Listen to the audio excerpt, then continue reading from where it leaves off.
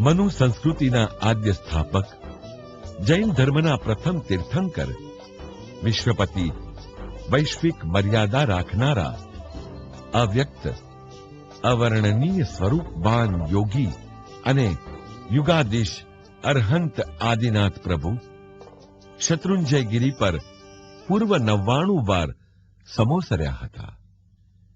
નેમિનાથ સિવાયના 23 તીર્થંકરોએ આ પવિત્ર ભૂમિ પર આગમન કરી સમગ્ર જગત સમક્ષ ધર્મના મહામાંગલ્યમય સંદેશાઓ પ્રસ્તુત કર્યા.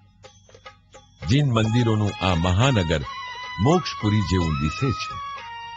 આ શત્રુંજય મહાતીર્થ આગમ માન્યતા પ્રમાણે શાશ્વત સિદ્ધ ક્ષેત્ર છે.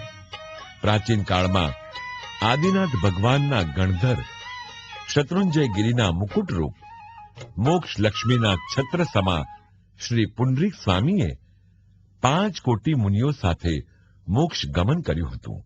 એથી આ પર્વતરાજ પુંડરીક ગિરિના નામે પણ પ્રખ્યાત છે. આ ગિરિતીર્થની યાત્રા અત્યંત પવિત્ર માનવામાં આવે છે.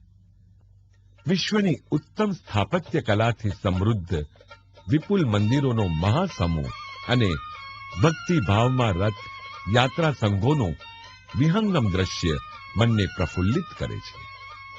જેમણે સંસારના જીવોને તારવા માટે ધર્મરૂપી તીર્થની સ્થાપના કરી છે તે તીર્થંકર વિકટ વિશ્વમાં પ્રવાસ કરતા માનવ વહાણોને એમનો પ્રવાસ પરિપૂર્ણ કરાવી મોક્ષરૂપી તટે કે કિનારે પહોંચાડે તે તીર્થ અથવા તારણ સ્થળ, જ્યાં આવ્યા પછી માનવીને ઝાઝા જોખમ ખેડવાના હોતા નથી.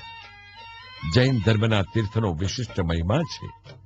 સ્વયં તીર્થંકરો દેશના અને ઉપદેશ આપતા પહેલા સંવસરણ અને ધર્મ પરિષદમાં નમો તીર્થસ્સ પદનું ઉચ્ચારણ કરીને તીર્થનું મહાત્મ્ય પ્રદર્શિત કરે છે.